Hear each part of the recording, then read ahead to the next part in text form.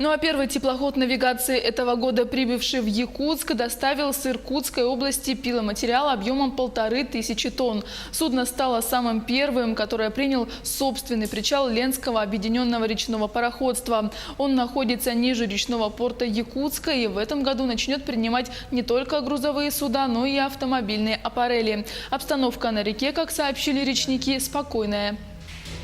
Мы готовы, 100% Ленское объединенное речное пароходство готово. Мы вводим в этом году порядка 300, наверное, судов.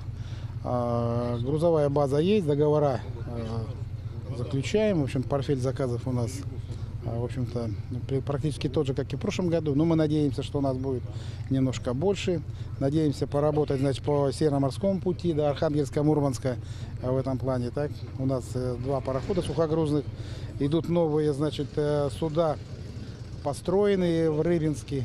В этом году их перегоним, они тоже будут работать в Североморском пути.